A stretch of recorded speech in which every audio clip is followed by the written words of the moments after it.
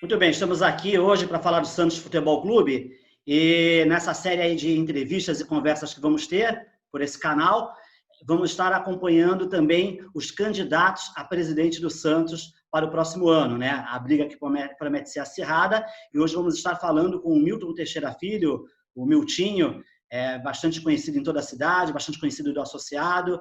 E aí, Miltinho, como é que está aí esse momento, a sua expectativa aí para esse momento, essas eleições aí que o Santos vai encarar? Muito obrigado pela oportunidade, Volney, Samir, Leonardo. Agradeço aos internautas por nos acompanharem e podermos participar deste momento tão importante em que iremos debater um assunto que tanto gostamos e amamos, que é sobre o nosso glorioso Santos Futebol Clube. Bom, e comigo nessa aí, meus amigos aí, grandes jornalistas, o Samir Carvalho, Samir que é do portal UOL, trabalha no UOL Esportes. Samir, mais uma eleição que estaremos cobrindo, hein? Faz tempo que estamos nessa, né? Eu ainda estou indo um pouquinho antes de você, mas você também já está aí com bastante chão nessa estrada. É verdade, Ivone. Inclusive, eu estreiei cobrindo a eleição do Santos ao seu lado, né, em 2009, que foi aquela eleição que a gente viu aquela troca de camisa, aquele negócio meio estranho no final ali, né? E depois, né, cobri muitas eleições de uma maneira bem intensa mesmo. Processo do Luiz Álvaro, também o Dílio, Modesto, e por último agora o Pérez e o Rolo, né? Inclusive, o Miltinho estava lá na época também, nos encontramos lá na última eleição. E vamos ver, né, o que esperar, né? Será que vamos ter arma de fogo, aquele monte de coisa? Esperamos uma eleição mais tranquila, mas pelo jeito não vai ser não, né? Para manter a tradição. Muito bem, e também para completar esse time aqui, meu amigo também, Leonardo Fontes, o Leonardo que nessa cobertura que o Samir citou está ancorando na Rádio Atlântica, afinal de contas são meus companheiros também do Esporte por Esporte, da equipe de Armando Gomes, e o Leonardo Fontes que é comentarista na 105 FM, aí, uma das grandes audiências do futebol de São Paulo e até do Brasil. Leonardo, você estava ancorando lá também, já desde aquela época, acompanhando eleições do Santos Futebol Clube, mais uma, né? Mais uma. Boa tarde a você, Volney Lima, a todos os nossos companheiros presentes, ao Miltinho, sempre um prazer estar com ele, sempre tem um bom papo, uma boa conversa, né? Um cara esclarecido, que tem muito para falar do Santos Futebol Clube, principalmente nessa época de eleição, né? O Santos tem vivido momentos ruins, digamos assim, nas suas últimas diretorias, né? E todo mundo tem ali uma fórmula mágica antes das eleições de arrumar, consertar o Santos, mas quando é eleito, isso não acontece. Então, vamos saber do Miltinho o que ele tem preparado para isso também. Daqui a pouquinho, várias perguntas nesse sentido, né? Então eu queria que o Miltinho então começasse falando, Miltinho, você que é de uma família com muita história dentro do clube, né?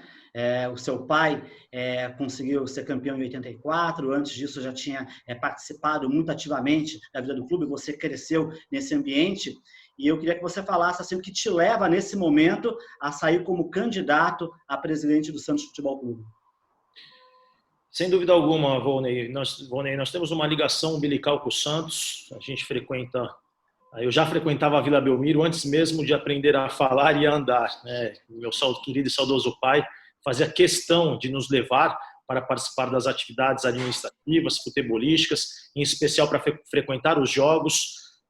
Vivenciamos aquela oportunidade naquela época, né? Muitas vitórias, muitas derrotas também, muitas adversidades, e essa nossa ligação com o clube, né, fez com que nós criássemos, acima de uma identidade com o Santos, mais do que isso, realmente cresceu e desabrochou uma grande paixão. É algo que está muito além da racionalidade, mas neste momento, vendo a atual situação do clube, em que nós passamos aí por umas adversidades institucionais, políticas, futebolísticas, financeiras, talvez uma das maiores crises que eu tenha visto na história do clube, pelo menos presenciado e vivenciado. Então, motivado ainda por um grupo de pessoas que, acima de tudo, querem o bem do clube, nós estamos colocando nosso nome à disposição do associado, da associada, para que, de acordo com os projetos e as propostas que serão apresentadas, e estão em construção algumas delas, inclusive, nós queremos realmente reerguer o nosso glorioso Santos Futebol Clube. Samir? Ô, Miltinho, acho que a pergunta que se deve fazer já, né, para você nessa questão aí do processo eleitoral, é se você realmente não vai aceitar entrar no grupo União. Não sei se o nome vai ser esse, mas, né, a gente sabe todo o processo da União que está ocorrendo. Eu conheço pessoas que me falaram que estão tentando te convencer, e eu quero saber se vão conseguir te convencer ou não. Samir, a questão não é apenas de convencimento, mas sim de acreditar e estar imbuído naquilo que entendemos que seja o melhor para o clube. Nós entendemos que, neste momento, né, alguns falam chapão, outros chamam de composição, o próprio grupo chama de pacificação. Eu vejo que nada mais é do que uma composição eleitoreira visando única e exclusivamente o processo eleitoral do clube.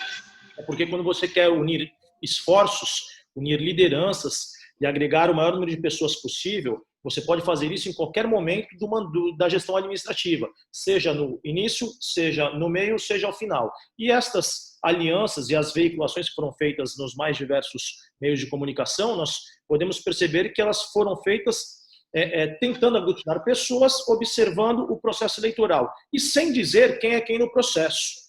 Nós mantemos o diálogo com todas as lideranças e vertentes políticas do clube. O debate ele é sempre salutar, ele é sempre importante. O respeito acima de tudo. Nós não somos inimigos, nós estamos apenas apresentando propostas diferentes para o Santos. Todos querem o bem do clube. Agora, essa composição meramente eleitoreira, ela pode muitas vezes ser trágica ou até mesmo desastrosa, como nós vimos e vivenciamos em eleições anteriores. Você precisa se juntar com pessoas que estejam imbuídas no mesmo ideal e pessoas que pensam da mesma forma, pensam da mesma maneira. Não significa que um seja melhor que o outro, não é isso, mas pessoas que, por exemplo, vou citar aqui 2 exemplos. Tem pessoas que entendem que o melhor modelo para o Santos seria o presidencialismo puro, em que as decisões elas são centralizadas. Outros entendem que o melhor modelo, que é este atual, que é o da governança corporativa, das decisões colegiadas. Alguns entendem que as categorias de base elas devem ser feitas, a captação das categorias de base elas devem ser feitas única e exclusivamente regional. A gente entende que, além da captação regional, deve ser feitas as clínicas de itinerantes, para você encontrar potenciais talentos em todo o país, ou ainda por meio das manhãs esportivas, que você abre também a possibilidade de outras pessoas das demais cidades, não só de conhecerem a cidade de Santos, não só de conhecer a Vila Belmiro, mas também de irem em busca de seus sonhos e, quem sabe, ali descobrir alguns talentos. Isso são apenas formas de pensar, não significa que um esteja certo ou outro esteja errado. Agora, nós, além disso, se nós recuássemos neste momento, isso mostraria que, além da falta de planejamento, que é o que a gente combate, esse imediatismo para socorrer e apagar os incêndios, que não cabe mais espaço no modelo profissional que deve ser implementado nos clubes de futebol, essa composição, sem dizer quem é quem no processo, isso mostra uma ausência de planejamento. Esse é o primeiro ponto. Segundo ponto, se nós recuássemos e abríssemos mão de nossa candidatura, nós não só frustraríamos e decepcionaríamos a nossa base eleitoral, aquelas pessoas, aqueles torcedores associados que acreditam nas nossas propostas, que acreditam na nossa capacidade de aglutinar pessoas que queiram contribuir com o clube, como eu acabaria falhando com o meu compromisso, que é disputar esse processo eleitoral com condições de implementar as propostas que acreditamos serem viáveis e as melhores para o clube. Mas, Miltinho, desculpa, Vone, me intrometendo, só para a gente não perder o fio do assunto. Não, é essa mesmo. No Chapão, digamos assim, a gente tem, por exemplo, a participação do Marcelo Teixeira. Eu não sei hoje como é que está a sua relação com relação a ele, eu digo até pessoal, porque não adianta a gente fingir que vai entrar numa chapa, Não, aqui a gente vai falar só do Santos, aqui, por mais que eu tenha diferença com um ou com o outro, não estou nem dizendo que você tem diferença com ele, estou sendo um exemplo. De repente tem pessoas lá que você até tem mais diferenças, Como é que está hoje essa relação? E se seria possível entrar numa chapa onde você pode ter problemas com outras pessoas? Você encararia isso como uma coisa profissional para ajudar o Santos? Vamos lá. É fato público e notório aqui em Santos que eu e o Marcelo estamos em caminhos separados, estamos em grupos independentes, mas, independentemente disso, as nossas diferenças pessoais, elas são resolvidas em outra esfera, em outra seara. Independentemente da divergência pessoal, que é possível ter qualquer pessoa, não só no nosso grupo, mas em qualquer outro grupo, até porque tem gente que fala, eu não vou para o Japão porque eu não gosto daquela pessoa, eu não vou com o candidato X porque eu não gosto dele. Isso acontece no clube, né?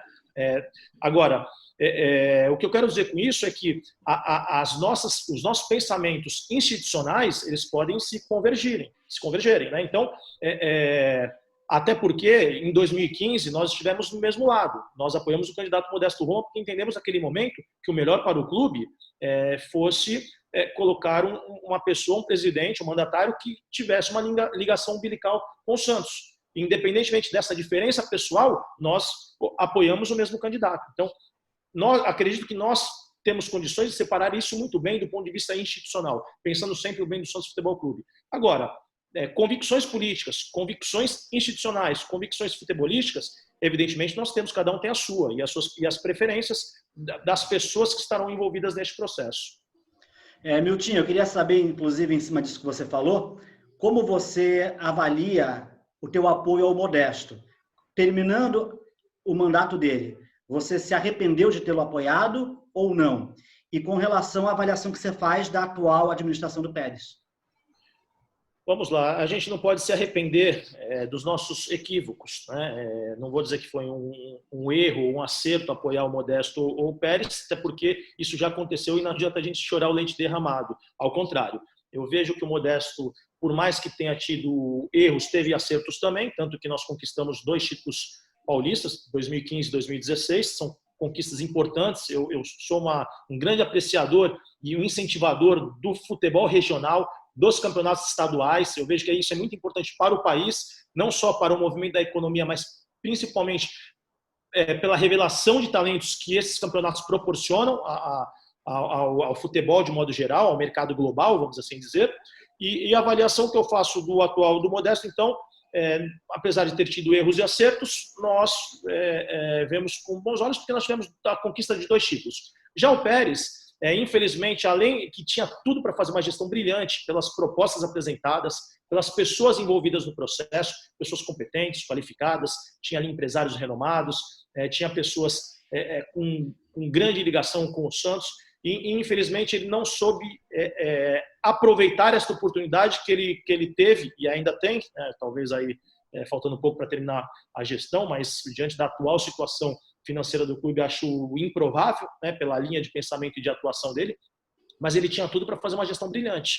Então, se nós analisarmos as propostas que foram colocadas e as pessoas envolvidas, a probabilidade a probabilidade de êxito era muito grande, com o mínimo de riscos possíveis. E nós vimos aí nessa gestão que, além das práticas e atos de gestão temerária, o futebol e a estrutura como um todo do Santos, ela foi, não vou dizer dizimada, mas nós estamos numa situação muito vulnerável no que tange a organização política, esportiva e estrutural do Santos Futebol Clube. Não só internamente, mas em especial perante o mercado. A visão que se passa, né, Miltinho, hoje é que o Santos é um clube desorganizado e falido. Dentro do clube, essa é a realidade do clube ou não? Acredito que sim, os números falam por si só. Se nós compararmos os balanços, os últimos balanços do Santos e utilizarmos como referência os 3 grandes clubes da capital, e vou mais além, porque a gente faz estudo lá na CBF Academy, com os demais grandes clubes brasileiros, aqueles em especial que disputam a Série A, a gente pode perceber que o Santos é o que tem um dos menores fluxos de caixa, pelo menos desses clubes considerados grandes.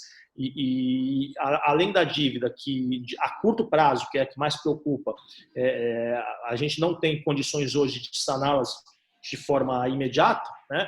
O Santos ele não tem a credibilidade, que é o pior, porque muitas vezes você não tem o dinheiro naquele momento, mas você tem formas e mecanismos para buscar esse dinheiro no mercado. E mais além, né? Além da ausência, da falta de credibilidade, o Santos, de acordo com as inúmeras veiculações negativas e constantes que vem sendo feito em todos os meios de comunicação, e nem de forma leviana, ao contrário, realistas, que retratam ali a realidade do clube, né, a gente vê que o Santos está numa situação muito delicada. E o pior disso tudo é que tudo começa com a cabeça. Não adianta a gente reclamar, olha, o marketing não funciona. Não, o marketing, você pode ter o melhor marqueteiro do mundo. Se você não tiver algo para vender, uma imagem para vender, você pode colocar isso. Se você não tiver, em especial o Santos, não tiver um time forte competitivo e não tiver história com valores agregados que possa engajar os stakeholders, automaticamente você pode ter o melhor departamento de marketing do mundo que você não vai conseguir despertar esse desejo nas pessoas, no consumidor, na imprensa, no associado, nos parceiros, nos investidores, então, nos patrocinadores. E isso está interligado a como o clube é comandado e começando ali na presidência. Miltinho, em questão ao apoio ao Pérez, você se sentiu traído por algum momento? Porque existia a possibilidade de você ser o candidato para a presidência do conselho. Eu me lembro bem disso. Eu não me senti traído, não, porque nós apoiamos o Pérez, né, independentemente de ter a possibilidade de estar ocupando algum cargo no clube ou não, porque nós acreditamos no projeto e nas propostas de transformação do Santos. Então, não vejo dessa maneira. Eu vejo que ele deveria ter honrado as propostas que ele apresentou em campanha. E é essa a nossa maior cobrança e a nossa maior indignação, porque uma vez que você se compromete, apresenta aquilo ao associado e associada e se compromete a realizar e colocar as pessoas competentes, qualificadas, não vou nem dizer íntegra e idônea, porque isso é uma obrigação de todos, mas para realizar aquele projeto, aquelas propostas, e elas não são realizadas, aí sim você passa a cobrar, né? E vou mais além de não conseguir realizar aquilo que foi apresentado, nós vimos uma série de irregularidades, uma série de equívocos que foram cometidos, tanto no estatuto bem como no regimento interno, e alguns até com supostas averiguações na esfera criminal e civil. Eu estou falando isso com base em documentos oficiais do clube. Nós tivemos possíveis casos de pedofilia na base, tivemos atletas cobrando o presidente por atraso nos salários. Hoje mesmo recentemente saiu algumas notas sobre demandas judiciais de atletas hoje que estão no elenco profissional. Tivemos o caso de impeachment, o processo de impeachment no início da gestão, que foi formulado e instaurado de acordo com os documentos oficiais do clube. Infelizmente, e o associado assim não entendeu, o associado e a associada que é o verdadeiro dono do clube, né? Então eles entenderam que naquele momento o presidente deveria continuar e que não houve nenhum tipo de irregularidade ali, que a gente respeita a soberania da Assembleia Geral de Sócios, mas isso traz consequências e nós estamos colhendo os frutos neste momento, porque além da impunidade, além da falta das sanções disciplinares administrativas previstas no nosso estatuto, o presidente ele faz as coisas ali sem respeitar a legislação interna do clube, e nós estamos assim, desta maneira, sofrendo essas consequências. Justamente, o presidente teve essas ações, né, essa questão aí do salário dos jogadores, acabou dando esses problemas de atletas entrando na justiça, e você se pronunciou logo após isso tudo, até dizendo que o presidente deveria pedir sua renúncia. E também falou que o Conselho Deliberativo tem em suas mãos como dar andamento em relação às contas, né, que não foram aprovadas. Como que você avalia também o desempenho do Conselho Deliberativo do Santos? Como é que está sendo o papel do Conselho? Você, como conselheiro, está satisfeito com o desempenho que o Conselho vem exercendo? Muitas pessoas, principalmente até sócios, questionando esse período que ficou sem reuniões de novembro até... Tudo bem que a pandemia atrapalhou, mas todo mundo começou de forma muito rápida a ter reuniões virtuais, né? Nós estamos até usando essa ferramenta nesse momento, né? E isso aí não atrapalha que as pessoas estejam se reunindo. Como você entende todo esse momento e o papel do Conselho? O Conselho Deliberativo do clube é um conselho bem atuante, e dentro da esfera de atuação e competência, nós ali exercemos, de acordo com o nosso estatuto e com o regimento interno, a fiscalização devida sobre os atos de administração e toda a competência que é atribuída e inerente aos conselheiros. E esse modelo da proporcionalidade, que eu sou a favor, evidentemente, porque além de trazer ali a pluralidade de ideias e pessoas que realmente vão fiscalizar e não serão coniventes com a administração ou concordantes, anuentes, vamos assim dizer, com a administração em si, a gente entende que esse conselho, a forma como ela é distribuída, como os conselheiros são distribuídos na proporcionalidade, isso faz com que as pessoas estejam mais atuantes, inclusive.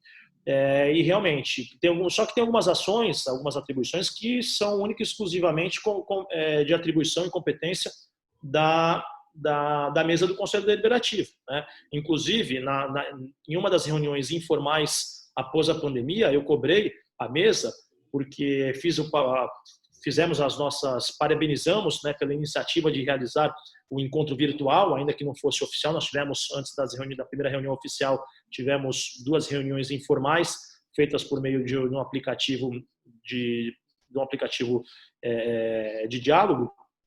Mas, por outro lado, eu cobrei e lamentamos a demora, inclusive, porque a última reunião do Egrégio Conselho Deliberativo no ano passado havia sido no dia 26 de novembro de 2019, e a outra, que porventura seria realizada e não foi, mas aí a justificativa, claro, foi por conta da pandemia, seria dia 16 de março de 2020. Portanto, quase 120 dias sem ter reuniões oficiais do Conselho e com vários assuntos pendentes, cobranças de uma série de conselheiros para que fosse dado andamento dos processos que estavam na Comissão de Inquérito de Sindicância, no Conselho Fiscal, enfim. E depois nós tivemos aí ficamos por mais de 6 meses sem ter as deliberações necessárias para o bom andamento do clube, dentro da função e da competência que é inerente ao Conselho Deliberativo. Então, nós fizemos essa cobrança perante a mesa, né?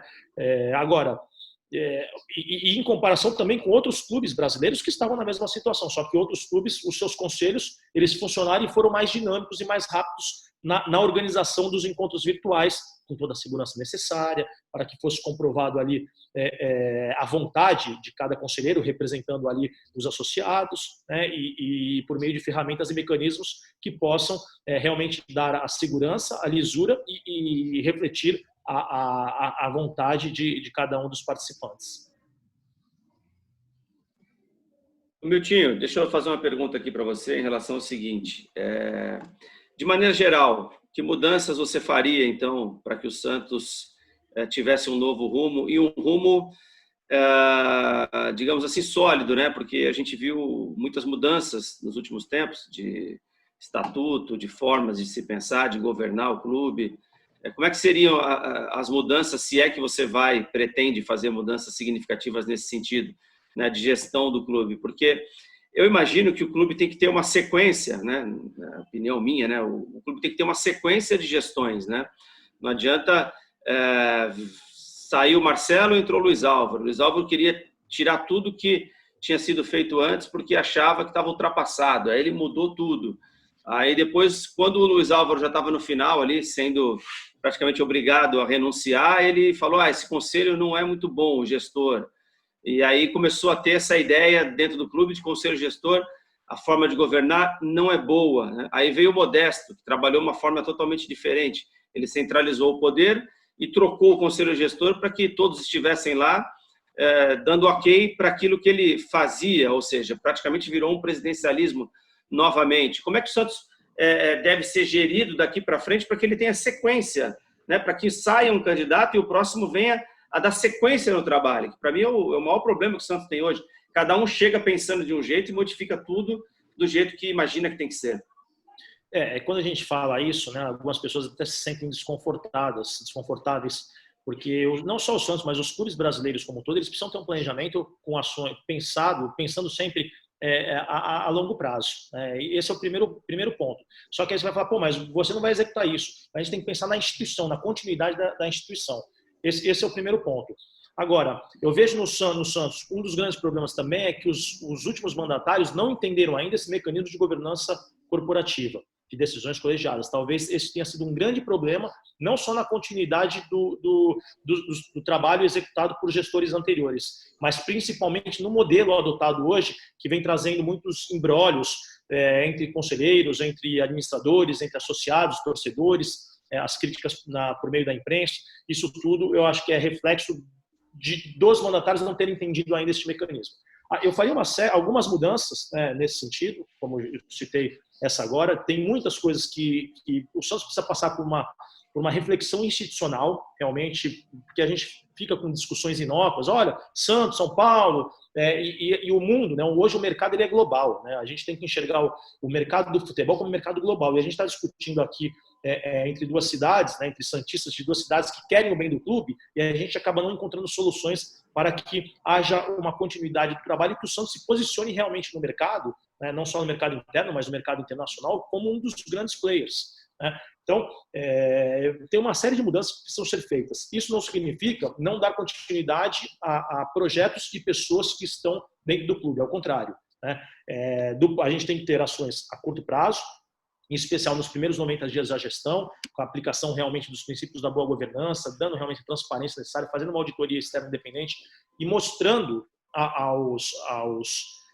dando a transparência necessária e mostrando a real situação do clube. E falar, nós vamos pagar isso desta maneira.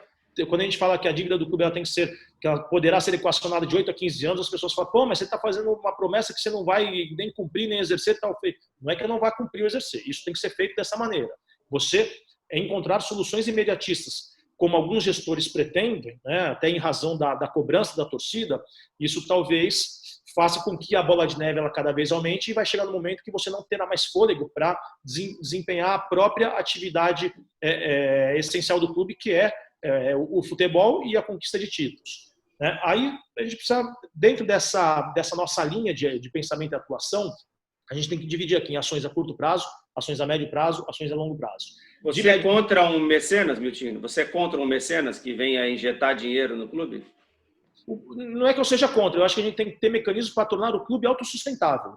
Porque se aparecer algumas pessoas, alguns grupos de pessoas que queiram resolver o problema de forma imediata, você continuará refém de grupo A, B ou C. Isso que a gente tem que acabar, não só no Santos, no futebol como um todo. Os clubes, para sobreviverem, para se perpetuarem e manterem a sua própria subsistência, eles têm que ser autossustentáveis. Você tem que ter uma prática e um volume de negócio que possam dar condições para você exercer, manter a sua infraestrutura, potencializar as receitas já existentes e criar novas receitas, né? Inovar em algumas áreas e em especial, aqui a gente pode falar sobre isso, aí tem bastante coisa para a gente falar, o que a gente pretende fazer na área de marketing, na área social, na ligação do Santos com e-games, por exemplo, com esportes, para você atingir a geração de millennials, para você associar a marca Santos com atividades culturais, artísticas, para atingir também outro segmento, a internalização do banco de dados, enfim, tem uma série de ações e atividades, né, para que você possa potencializar receitas, em especial com uma nova estrutura, com um centro de formação nas categorias de base, para que você tenha realmente um centro de excelência que possa ser um paradigma para o futebol e aquilo seja uma máquina contínua de revelação de talentos, tanto para te dar retorno técnico com a performance e no segundo momento, te dar o retorno financeiro com a negociação desses talentos com outros players, né, com o mercado, e entre outras ações, né? Nós temos muitas coisas que a gente pensa em fazer, né, inclusive para o aumento de patrimônio, tirar a sede administrativa da Vila Belmiro, colocar num prédio que esteja à altura do Santos, um prédio que seja adepto, né, esteja adaptado às novas tecnologias, fazer um estudo de viabilidade para o retrofit da Vila, e isso deve ser feito também no segundo momento, talvez não seja feito na próxima gestão, mas a gente tem que começar a estudar a viabilidade disso para você poder criar novas receitas com bares, restaurantes, espaços para eventos, ampliação Dá para usar o projeto do Pérez ou vai ter que começar do zero de novo? Se fosse você, por exemplo, amanhã o presidente. Eu vi o projeto ali, mas eu não vi os detalhes técnicos. Ali eu vi apenas um desenho bonito que foi apresentado no Conselho. A gente tem que ver a viabilidade financeira, é o primeiro ponto. E segundo ponto, a viabilidade técnica. Aliás, primeiro a viabilidade técnica e segundo a viabilidade financeira. Porque senão a gente entra naquilo que a gente acabou de falar, né? Não há continuidade. O Modesto fez uma maquete de estádio no Portuários, aí veio o Pérez e faz um retrofit na Vila Belmiro, aí vem o Milton Teixeira Filho, assume e de repente vai ver outra viabilidade. Então dá para aproveitar algum desses antigos projetos, por isso que eu até fiz a pergunta. É possível sim, então, por isso que eu falei, nós não iremos descartar nenhuma hipótese. Agora, deve ser analisada a viabilidade técnica e a viabilidade financeira, isso não foi apresentado no Conselho. Nós vimos ali um desenho bonito, uma maquete. Você precisa ter os números daquilo. É viável. Talvez não seja um retrofit, talvez seja a construção de uma arena a construção de uma arena, assim, o patrimônio imobiliário chamado arena, ele é muito caro, ele é oneroso, né? E para você torná-lo viável, né, do ponto de vista financeiro, é difícil.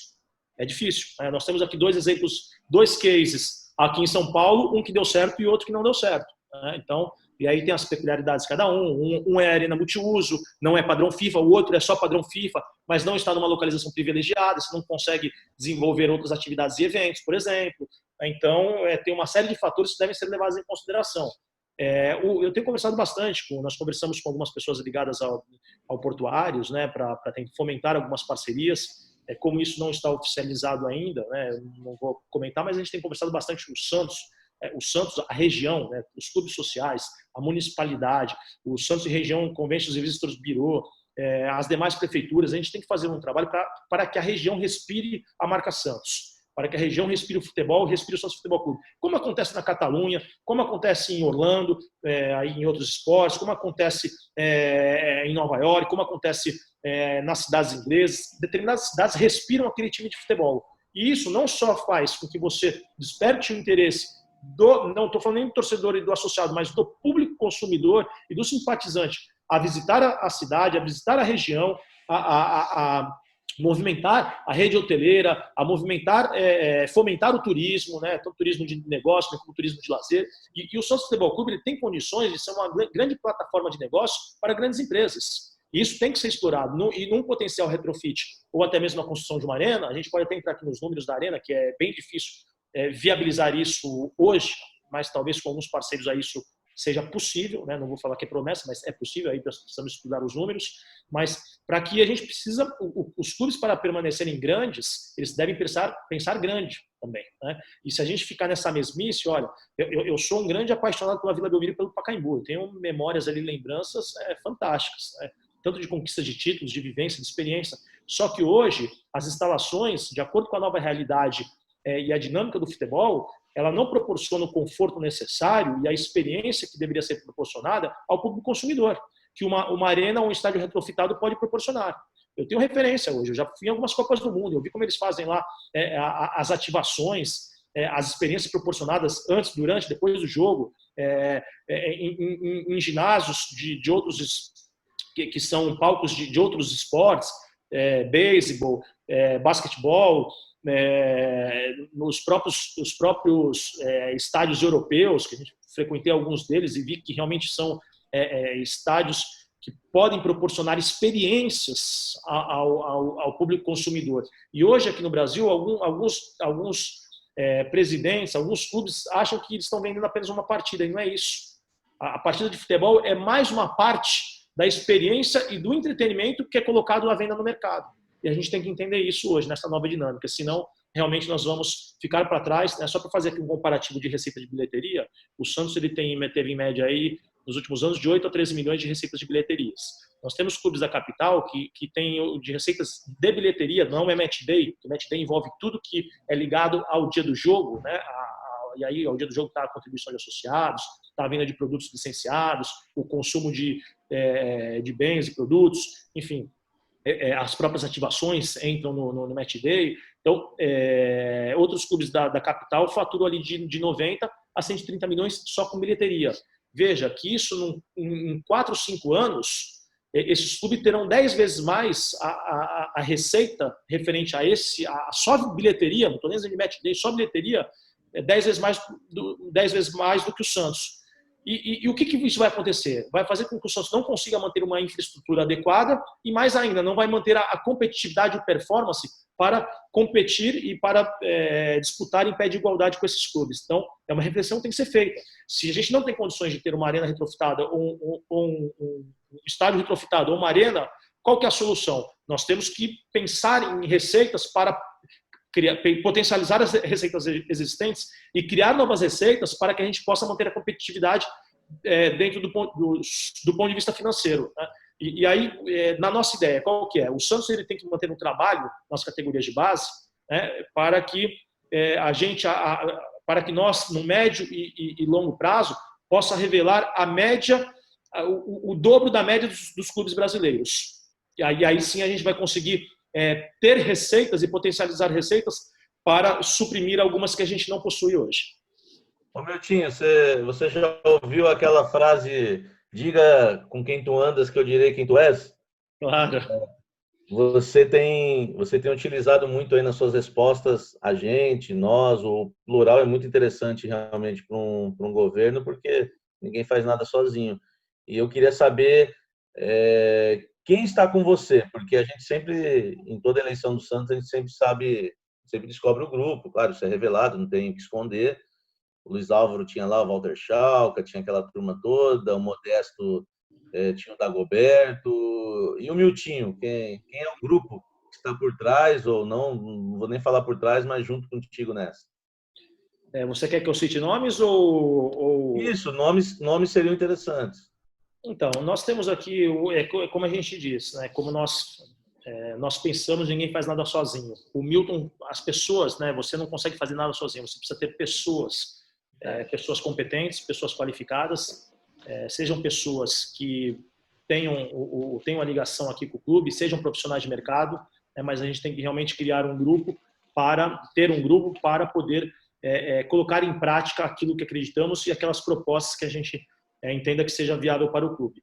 Eu vou citar aqui algumas pessoas, nós temos alguns conselheiros efetivos nos apoiando, até em razão do processo eleitoral, eu não vou citá-los aqui neste momento, mas são pessoas que não têm nenhum ranço, nós sempre buscamos pessoas que não têm nenhum tipo de rejeição no clube. Vou citar aqui conselheiros que estão nas mais diversas chapas que ingressaram no conselho do clube, são conselheiros eleitos hoje que ingressaram pelas 3 chapas que atingiram os 20%, eu, o meu irmão Mohamed, o José Macedo Reis, que é presidente da Associação Orgulho de Ser Santos, o Orlando Lopes Parra, o Walter Conde Lopes, que hoje não está no conselho, mas é um grande apoiador, o Armando Soares Santos Filho, o Ronaldo Cortez, o Alberto Higino, que ele inclusive é vice-presidente do Portuários, o Oswaldo Magalhães Júnior, o Eduardo Freire, o Natal Jaci, Armando Trevisan, os conselheiros Gustavo Costa, Leandro Piedade, a Débora Vaz, o José Roberto Souza, José Roberto Andrade Felipe Júnior, a Penélope Lopes, que está no conselho, mas está como suplente, Antônio Freire de Carvalho Filho, Vinícius Eduardo Ferreira, o Ricardo de Moraes, Marcos Vinícius Moreira, Marcos Espírito Santo, tem mais aqui, tem mais aqui pelo menos, mas os 150 apoiadores. Conheço muitos deles aí, tem pessoas competentes, o José Macedo, por exemplo, trabalhou no início da gestão do Modesto e saiu, claro, porque entendeu que havia alguns problemas ali que não dava para continuar. É um grupo interessante, Milton. Tem mais pessoas aqui, se quiser eu cito aqui também o José Roberto Benelli, que é um especialista em planejamento estratégico, um engenheiro extremamente qualificado e competente, o Adriano Augusto Lopes, o Neizinho Serra, o Renato Forbatã, um colega advogado, o Leonardo Molinari, que é um amigo de infância, associado do Santos também há muitos anos. Enfim, tem uma série de outras pessoas que estão nos apoiando aqui, que tem alguns até que o Rafael Paulozzi, o Manuel Messias, os conselheiros Cláudio Neves, Sérgio Nusa, o Roberto Pires, a Nelide Faria. Então, eu estou fazendo questão de citar esses nomes, né? Eu já tenho autorização deles para citá-los, porque o Gino Carlos Trombino, enfim, o Wendel, tem o Humberto Brambila, nós temos muitos nomes aqui e justamente eu faço questão de citá-los para vocês verem que são pessoas que não têm ranço, são pessoas que não têm rejeição. E dentro da nossa linha de pensamento e atuação, a gente realmente quer montar um grupo que pensa no Santos Futebol Clube acima de tudo. Evidentemente, se a gente identificar que A, B ou C tem condições de trabalhar no clube, é competente, está dentro da previsão orçamentária, a gente vai indicar, mas não existe nenhum tipo de promessa e barganha de cargos em troca de apoio. Isso eu deixo bem claro. A nossa campanha ela será bancada com recursos próprios, tá? Justamente para não ficar dependente e ser refém de ninguém. Isso é algo que a gente ressalta e deixa claro. Já fizemos aqui dentro do nosso budget, já fizemos aqui a nossa previsão orçamentária e os gastos que serão despendidos durante o processo eleitoral. O meu irmão, o Mohamed, que está cuidando deste planejamento financeiro da campanha propriamente dita. E eventualmente, outras pessoas irão participar também. A gente quer agregar o maior número de pessoas que queiram contribuir para o clube. né? E tem alguns profissionais de mercado que a gente tem conversado também. Nós não vamos falar porque alguns profissionais têm ainda compromisso com outros clubes, né? Profissionais que, aliás, profissionais, alguns deles que têm compromisso até com outras empresas que estão hoje atuando, mas a gente entende que esses profissionais têm condições hoje de estar à frente do Santos. Isso não significa entrar e tirar tudo no telão, ao contrário, né? A partir do momento que nós fizermos nos 90 primeiros dias, além da auditoria externa independente, que a gente realmente quer verificar a real situação financeira do clube, nós vamos fazer um estudo, uma auditoria para identificar função, salário, competência e eficiência de todos os funcionários e prestadores de serviços que estão hoje no clube. Olha, a pessoa X está no clube há 20 anos, exerce aquela determinada função, está dentro da previsão orçamentária do clube e do departamento, dentro das alocações inerentes àquele departamento, e o resultado dele é muito positivo. Essa pessoa deve continuar. Aliás, tem algumas pessoas lá que são boas e hoje talvez não tenham dado o resultado necessário porque faltam-lhes ferramentas e instrumentos adequados para exercitarem o referido ofício. Então, dentro dessa nossa linha, e a gente faz questão hoje de citá-los publicamente, essas pessoas que estão nos apoiando e estão no nosso grupo que irá disputar essa eleição, para vocês verem que são pessoas idôneas, que eu não preciso nem dizer que ser idôneo é uma obrigação, pessoas competentes, pessoas qualificadas e santistas que estejam imbuídos no mesmo ideal. É bom você ter falado que a lista é grande, porque quando surgiu a informação da união, né, das chapas, muita gente já na cidade já falava que não ia sobrar ninguém aí para você formar a chapa do conselho, né? Samir, nós estamos, aquilo que eu disse, a gente atua de uma maneira muito planejada e organizada. Inclusive, nós estamos, o nosso planejamento, né, para que a chapa esteja concluída, a montagem da chapa esteja concluída até o final de agosto, pensando numa eventual eleição antecipada. A gente sabe que tem algumas questões estatutárias, mas uma eventual eleição antecipada, que no caso não seria eleição de toda a chapa, mas apenas o presidente e vice, mas vai saber da interpretação que poderia ser dada ao estatuto nesse quesito, numa eventual eleição antecipada. Nós estamos bem adiantados em relação à formação da nossa chapa que irá disputar a eleição. São 250 nomes, nós temos um número bem considerável na montagem dessa chapa, vamos assim dizer. Ô, Miltinho, eu posso até te falar quem é o último da chapa. Eu estou lá em primeiro, meu candidato. A última pessoa que está na chapa é minha mãe. Para o pessoal não falar, olha, fiquei lá atrás da chapa e tal. Então, isso eu posso falar aqui abertamente também. Muito bom. Ô, Miltinho, sempre que eu entrevisto os candidatos à presidência do Santos, isso já há muitos anos, a gente joga uma isca, né, para saber o quanto ele sabe, o quanto ele conhece de futebol e qual a visão, não só o quanto ele conhece, mas se ele conhece, pelo menos, porque tem presidente que assume o clube que nem conhece futebol, não sabe nada.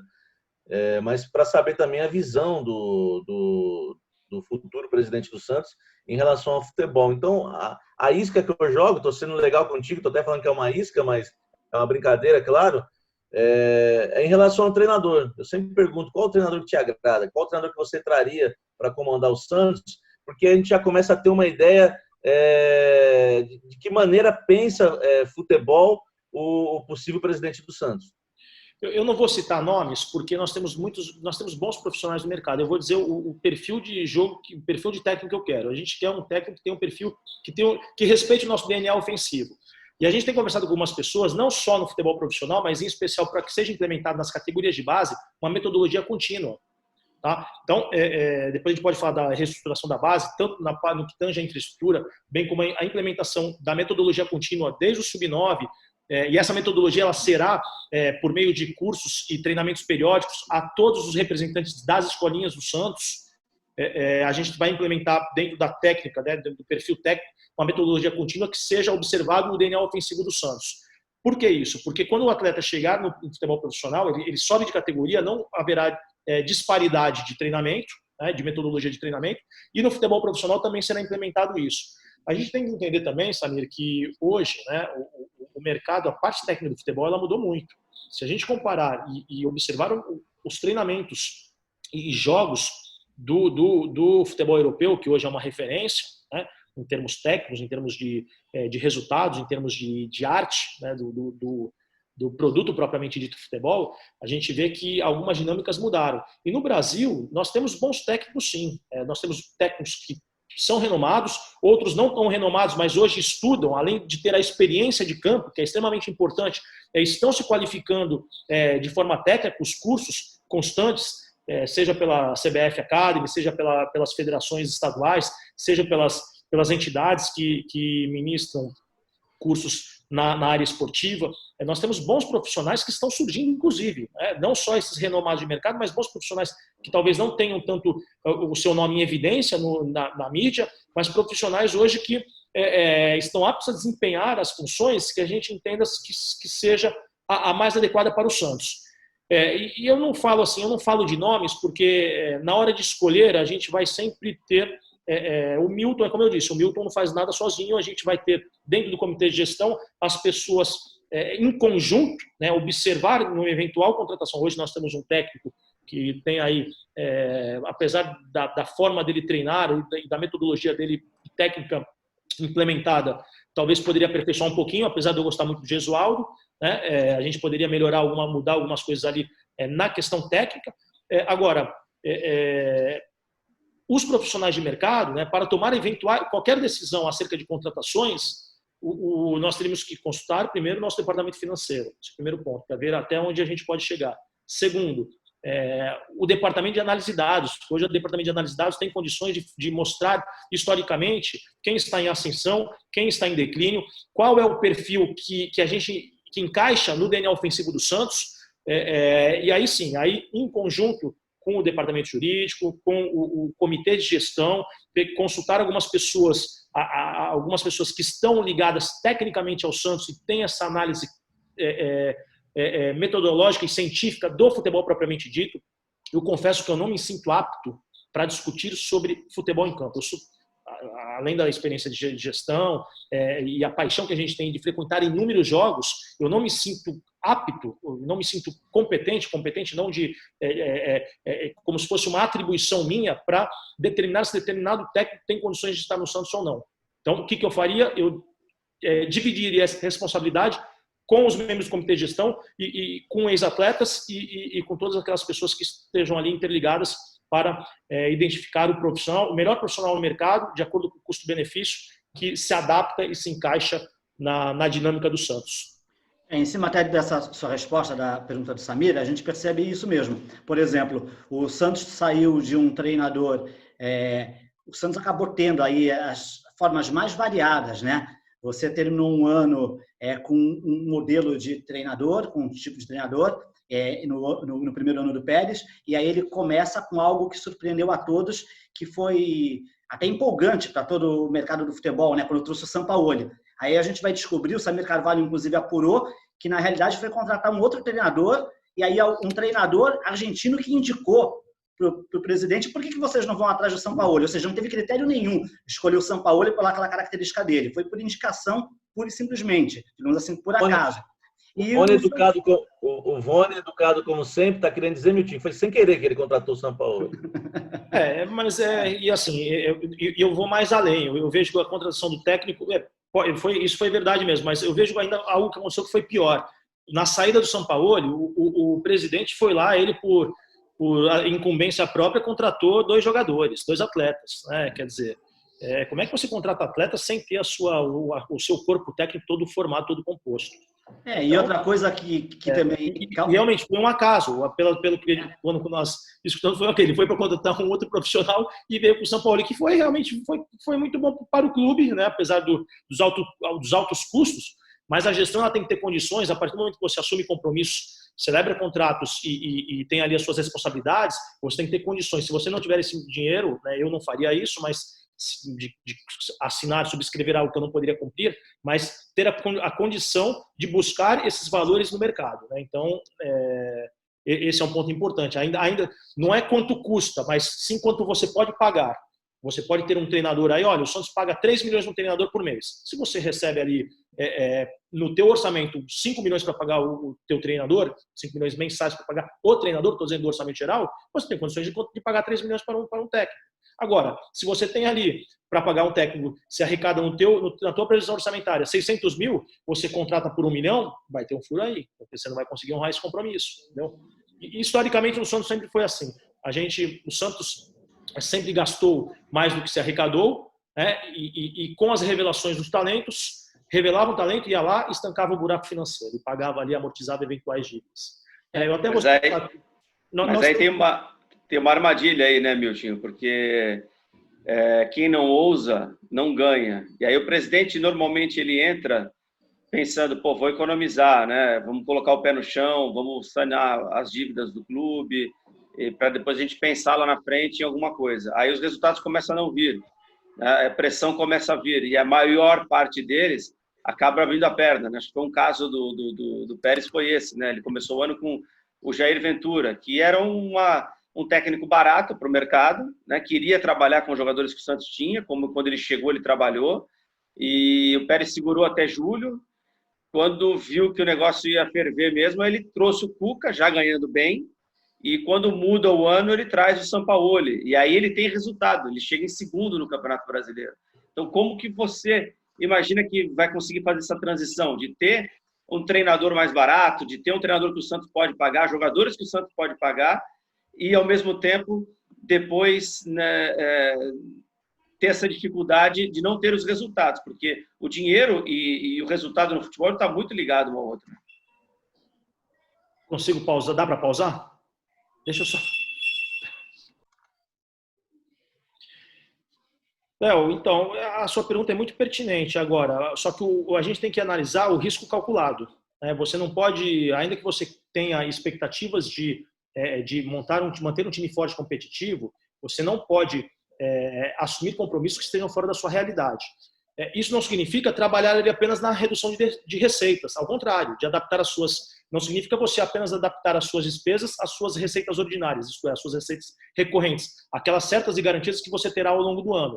Mas você tem que ter a capacidade, a condição de criar novas receitas e novas perspectivas. Aí sim você poderá assumir novos compromissos. E eu vou citar aqui alguns exemplos que são possíveis, né, para a criação de novas receitas para o Santos, e é uma das maneiras de, com essa geração dessas novas quantias, aí sim você investir e reaplicar o dinheiro na sua estrutura do futebol profissional.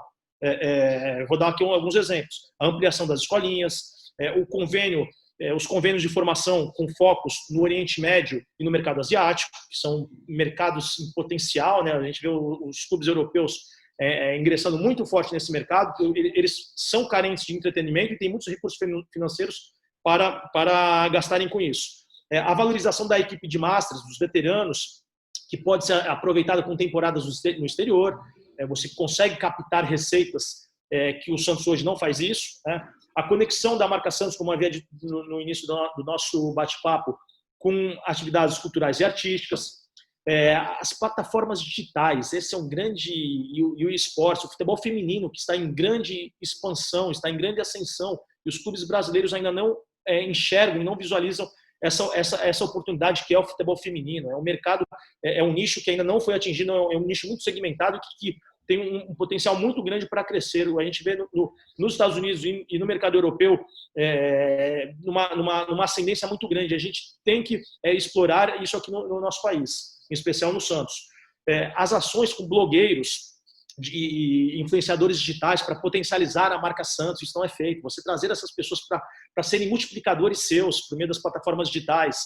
As embaixadas, que têm condições de exercerem um papel fundamental, não só na atração, como atrativo para o Santos ter novos sócios, mas com aqueles treinamentos periódicos a esses embaixadores, para que essas regiões você possa buscar parceiros locais e potencializar ali negócios para o clube. O futebol, as categorias de base, sem dúvida alguma, que é a nossa, uma das meninas dos olhos de ouro, né, que deve ser realmente, você tendo aí 2, 3 patrocinadores, a gente consegue fazer investir pesado numa infraestrutura adequada que esteja à altura do Santos Futebol Clube.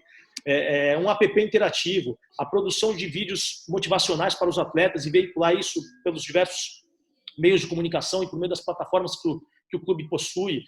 A internalização do banco de dados, você utilizar isso e comercializar de forma segmentada com os parceiros. Olha, nós temos mais mulheres aqui como associado, vamos utilizar esse banco de dados aqui, vamos fomentar negócio com empresas de cosméticas, vestuários femininos, enfim, coisas segmentadas. Outras formas também que a gente tem, a Santos Web Rádio, que, salvo engano, está desativada, que é uma grande oportunidade também para capitalizar receitas para o clube. A gente quer reativar isso, potencializar a Santos TV por meio da produção de vídeos diferenciados e colocar isso nas redes e capitalizar receitas com isso. Então, a gente tem uma série de possibilidades, uma série de oportunidades que hoje não são exploradas. Nós temos que lembrar que o Santos tem uma história única, tem uma história singular. Nós tivemos aqui o rei do futebol, a rainha do futebol, o rei do futebol de salão. Nós somos o time que paramos uma guerra, nós somos o time que mais fizemos gols. E um outro detalhe, o Santos, ele não tem rejeição. Ele é o segundo time de muita gente. E a gente pode não só atingir a nossa massa de torcedores e associados, mas também atingir simpatizantes e pessoas que gostam do futebol. Então, tem uma série de possibilidades aqui para potencializar essas receitas. E aí a gente coloca o Santos em um outro patamar. Você vai de uma maneira gradativa, de uma maneira responsável, de uma maneira que as pessoas ali envolvidas e as propostas que foram apresentadas estão sendo implementadas e colocadas em prática. Você vai mostrar que a sua gestão é responsável, que você tem credibilidade no mercado. Essa credibilidade vai gerar novos negócios geram receitas, então, e novas receitas. Então, a gente tem muitas coisas para fazer no Santos, e infelizmente isso não é feito. Parece, se a gente passar aqui na Vila Belmiro hoje, no próprio centro de treinamento ali, com Meninos da Vila, a gente vê que aquilo ali está completamente abandonado, né? Para mim, eu vou falar como torcedor agora, não como associado e conselheiro, mas assim, é lamentável, né? Lamentável a gente ver o Santos. Nós passamos muitas dificuldades, muitas adversidades, pelo menos em todo o meu tempo de vida, mas vivemos também, experimentamos grandes vitórias, grandes conquistas, mas as conquistas do passado, elas são importantes para nós construirmos o presente e o futuro, né? E uma outra coisa também que não é explorada, para que a gente possa reavivar as nossas tradições, as nossas glórias, por meio de um departamento de preservação do patrimônio histórico e cultural do clube, com ações constantes com os ex-atletas, trazê-los para dentro do clube para que, e mais importante, fazer não só com que eles se sintam parte do Santos Futebol Clube, que eles são respeitados, são valorizados, mas que eles possam passar as nossas crenças, aos nossos valores, aos jovens das categorias de base, para que o menino, ao chegar no Santos, ele vai falar: eu vou jogar num clube europeu ou em qualquer outro clube, num outro momento da minha vida, mas eu quero construir a minha carreira no Santos, eu quero ser vitorioso no Santos, eu quero conquistar vitórias, títulos e ser remunerado por isso, dentro da estrutura, dentro da realidade financeira do clube, evidentemente, mas dentro da realidade do futebol brasileiro. Mas depois de ter a performance e o resultado técnico, aí sim o Santos ele vai jogar num outro clube, respeitando a história, respeitando e honrando a camisa que ele veste, né, a camisa do Santos. E além disso, né, uma outra maneira que a gente identifica é a forma de valorizar o associado e o torcedor.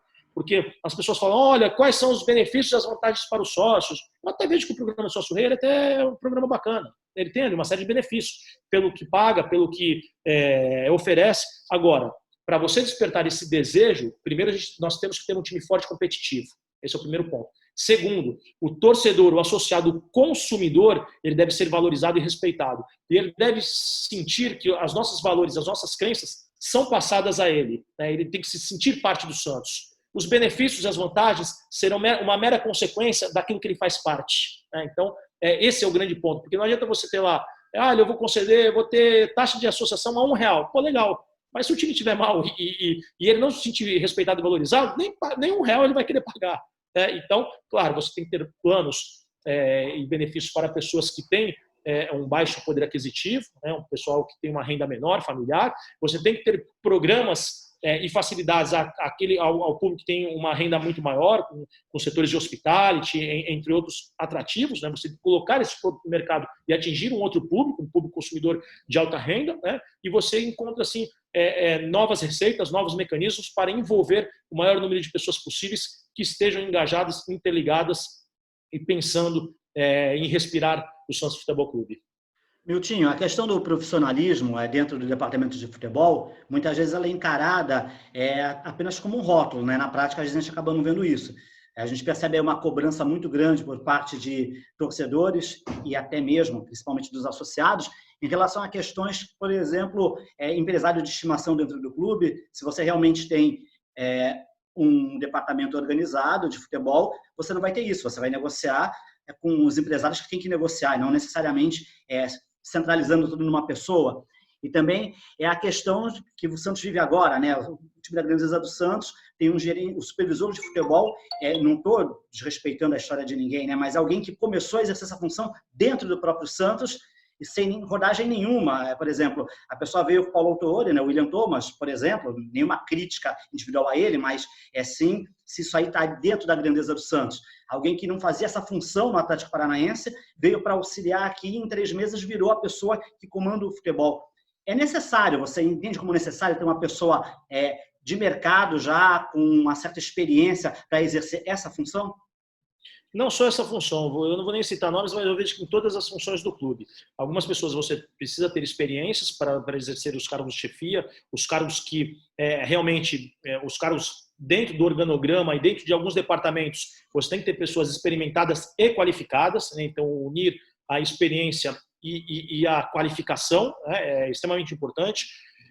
Um outro aspecto que você falou, a questão dos empresários, eu vejo sempre com bons olhos você ser parceiro. O clube tem que ser, os empresários têm que ser parceiros do clube. Isso não significa ser refém de empresário, ao contrário. Até porque o empresário, quando ele faz algum tipo de investimento, ele faz algum tipo de aposta em jogador A, B ou C, ele faz aquilo porque ele já fez um estudo, ele acredita no potencial daquele menino, né? Agora, quando ele estiver concorrendo em pé de igualdade com outros atletas que, porventura, não possuam empresários, para dar mais lisura ao processo de aprovação, a aprovação do clube será feita em 2 etapas. Primeiro, por uma comissão de jogadores e segundo, pelo técnico da categoria. É uma maneira de nós minimizarmos a influência de empresários, é uma maneira de nós darmos condições iguais para que as pessoas que estejam em situações diferentes e disputam a mesma vaga ali no Santos possam concorrer no mesmo pé de igualdade.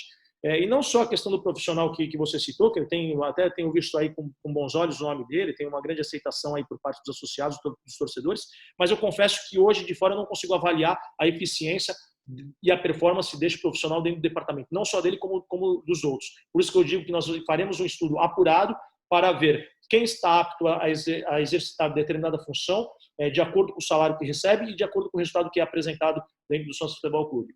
Não só dele, mas de todos que estão hoje, tanto como seletistas, né, aqueles com vínculo empregatício, bem como aqueles que são prestadores de serviços. Leonardo, mais alguma pergunta ou consideração final? Eu queria fazer uma que acho que não pode faltar, né? A questão dos direitos de televisão. Como é que o Miltinho vê isso? Como é que o Santos, na mão dele para o ano que vem, vai tratar a questão Rede Globo, Turner, porque tem muita coisa englobada aí, né? O Santos tem o acordo com a Turner, tem o acordo de TV aberta com a Rede Globo e tem a MP 984, assinada pelo Bolsonaro, que talvez não exista mais, né? Quando você assumir. Tem que ser votada, tem 60 dias, em regra para ser votada. Isso. Como é que você vê isso tudo? Eu vou abordar aqui 3 pontos que eu vejo que são importantes. É uma tendência, né, essa alteração na legislação, né? Os clubes caminham, inclusive, para negociar não só como mandante, mas alguns clubes tentarão produzir e negociar os seus jogos, seja por meio do streaming, seja por meio de algum canal aberto, ou até mesmo por uma grande emissora de televisão. Eu vejo que o mais importante para os clubes se fortalecerem e para que não haja disparidade nesse tipo de receita, né, dentro do fair play financeiro, vocês sabem, né? Nós teríamos que ter 3 receitas semelhantes, receitas oriundas das cotas de televisão, venda de propriedades e licenciamentos, e o terceiro terço as receitas oriundas do match day. Então isso deveria ser de forma equilibrada. E o Santos, por exemplo, não. O Santos hoje nós somos muito dependentes das cotas de televisão. Nós tivemos ano passado 185 milhões de receitas ordinárias, são aquelas certas e garantidas, que foram, dentro desse número, 110 milhões foram originados das cotas de televisão. Então o Santos é muito dependente da cota de televisão. Sobre isso eu quero ressaltar 3 pontos importantes. Primeiro, que os contratos, os clubes brasileiros, eles são dependentes, em sua grande maioria, não o fair play financeiro, eles não observam o fair play financeiro, que seria quase a grande média deles possuem mais de 50% de suas receitas ordinárias originadas nas cotas de televisão. Esse é o primeiro ponto. Segundo ponto, os contratos que já foram firmados, eles devem ser respeitados. Né? Esse é o segundo ponto. E terceiro ponto, algumas dessas negociações de clubes já foram feitas até 2024, inclusive com antecipação de algumas receitas. Isso também deve ser preservado. Caso isso se torne definitivo no futuro, eu vejo que trará uma grande diferença no mercado. Os clubes terão mais flexibilidade para negociar as suas partidas como mandantes, mas também nós temos alguns riscos. Né? O ideal, por que eu digo isso? Porque clubes que estão mais estruturados e organizados, eles terão condições de negociar de forma individualizada com um potencial, uma força muito maior. E aí, o que vai acontecer? Isso no médio e longo espaço de tempo, no médio e longo prazo, nós teremos aí clubes com grandes receitas originadas das cotas de televisão e a grande maioria com receitas pequenas, porque ainda são muito dependentes delas. Né? Então, e isso vai refletir no quê? No próprio produto futebol. Porque qual que é quais são os dois grandes pontos importantes do futebol? Primeiro que ele move as nossas paixões. Né? O futebol, o que nos atrai é a paixão pelo clube A, B ou C. O segundo ponto é a imprevisibilidade do resultado. É isso que faz com que o futebol tenha graça. Vocês imaginem aí como é o mercado europeu, que cada país ali tem 2, 3 grandes times que lideram aquele mercado interno e eles privilegiam e prestigiam muito o campeonato continental, diferentemente de nós aqui, que a gente valoriza o campeonato continental, mas nós temos os campeonatos estaduais, os campeonatos regionais, os campeonatos nacionais. Então, isso é uma dinâmica diferente aqui para a gente, só que se essas negociações elas continuarem sendo feitas de forma individualizadas, né, nós teremos aí uma grande perda na competitividade e no próprio produto chamado futebol. Então, hoje você é contra a MP 984, hoje? Não é que eu seja contra, eu vejo que, independentemente do modelo, eu vejo que os clubes têm que se unir e fazer as negociações de forma coletivas. As negociações de forma coletiva, como é feito no modelo norte-americano. Por que o campeonato lá tem graça?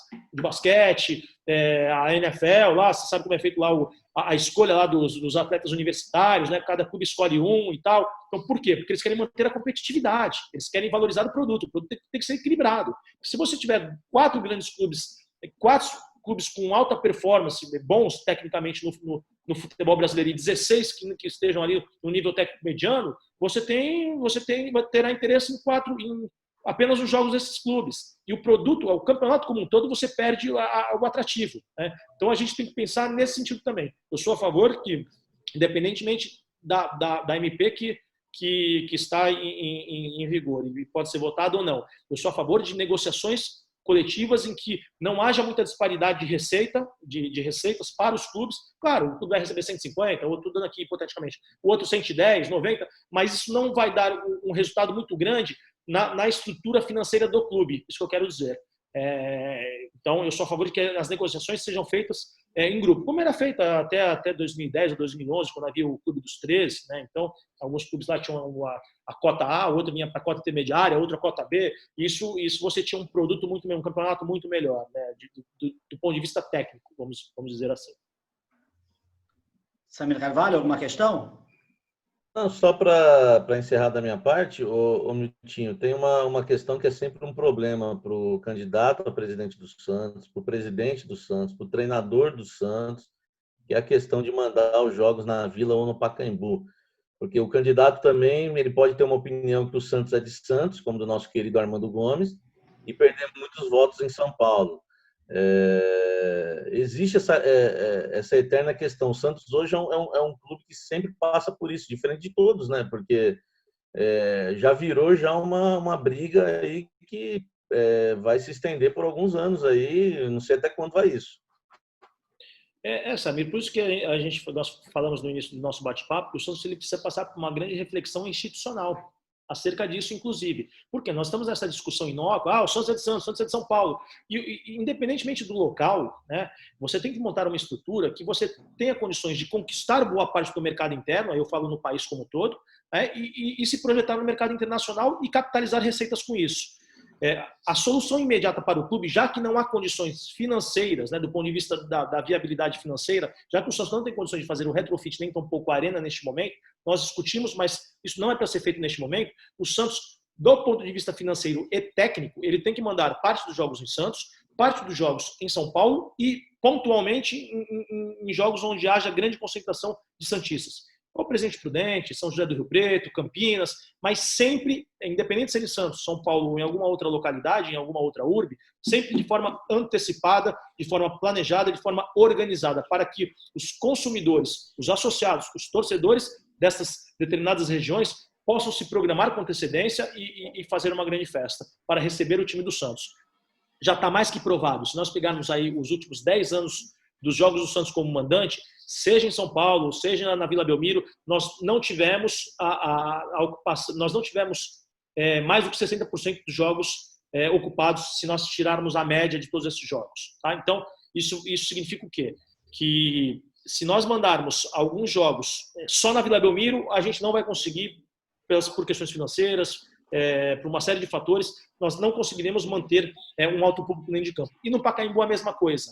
No Pacaembu a mesma coisa. Se nós mandarmos só jogos, ou Pacaembu, ou qualquer outro estádio em São Paulo, se nós mandarmos só jogos em São Paulo, tivemos um exemplo recente no ano passado, quando a Vila estava em reforma, o Santos mandou vários jogos no Pacaembu e nós tivemos 2 ou 3 jogos com alto público e os demais foram deficitários. E na Vila, quando os jogos são mandados sempre constantemente na Vila Belmiro, nós também não temos uma constância de público a garantir um público, uma lotação máxima, uma capacidade máxima do estádio, e nem tampouco do ponto de vista resultado financeiro para o Santos. Não é uma solução. Essa divisão ela foi criada em algum momento oportuno eleitoreiro justamente para segmentar, para dividir. Então, um time bem estruturado, você tem condições, seja na Vila Belmiro, seja em São Paulo, ou em qualquer outro lugar, de se projetar e ter a proximidade com o torcedor, com o associado, com o consumidor, independentemente de onde ele esteja. Até porque você tem clubes europeus hoje que têm escritórios e escritórios de negócios em Hong Kong, por exemplo, em Singapura, e o clube está na Europa. Como é que você explica isso? Só que ele cria algumas identidades com esses públicos, com esses consumidores. Eles fazem tours lá de veteranos. Eu vou citar um exemplo aqui. Saiu há um tempo, houve uma pesquisa em que no estado do Pernambuco, o Barcelona era o time que tinha a maior torcida. A terceira maior torcida era do Barcelona. Então, veja, poderia ser de qualquer outro clube brasileiro, mas é do Barcelona. Sabedores disso, o que eles fizeram? Levaram o time de Masters deles lá, de veteranos, para o estado do Pernambuco. Fizeram uma partida lá. Por quê? Para criar identidade e fomentar negócios, vender seus produtos, oferir receitas. E a gente está aqui nessa discussão, Santos, São Paulo, e os caras aqui, o estrangeiro invadindo aqui o nosso mercado.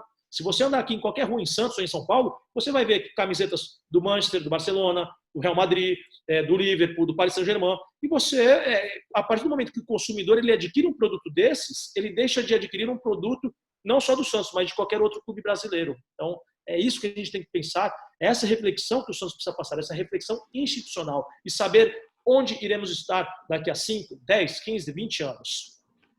Miltinho, a gente agradece aí a sua participação e eu queria dizer que as perguntas e comentários que forem feitos, a gente vai estar repassando para você, para depois você poder dar um feedback para quem tiver um questionamento, alguma pergunta, alguma dúvida para tirar com você, eu te repasso isso daí. Agradeço também ao Leonardo, Samir, pela participação. E, então, mais uma vez aí, obrigado, Miltinho, dê aí o seu alô aí para o pessoal agora para a gente finalizar. Mais uma vez, Volney, Samir, Leonardo, muito obrigado por essa oportunidade, por este bate-papo. Estarei sempre à disposição para conversar não só sobre o Santos, mas sobre os mais diversos assuntos. Agradeço mesmo esta oportunidade. E quero agradecer a cada um dos internautas, das internautas que nos acompanham neste momento. Façam as suas perguntas, as suas críticas construtivas, as suas sugestões. Nós estamos num processo de construção de pessoas e de propostas a bem do Santos Futebol Clube, né? E nessa linha de pensamento, espero que durante o processo eleitoral você possa nos dar este voto de confiança, acreditar na nossa capacidade de agregar forças e pessoas competentes para gerir o clube na gestão administrativa 2021-2023. E que todos estejam bem, passamos aí superamos aí este momento pandêmico, todos estejam bem, com saúde e com fé em Deus acima de tudo. Muito obrigado. Valeu, então ficamos por aqui então, e na próxima falaremos aí com mais alguém importante aí na vida do Santos, ou alguém da própria diretoria, ou também candidatos aí à eleição do Peixe para o próximo mandato, para o próximo triênio aí do Alvinegro Praiano. Então, ficamos por aqui.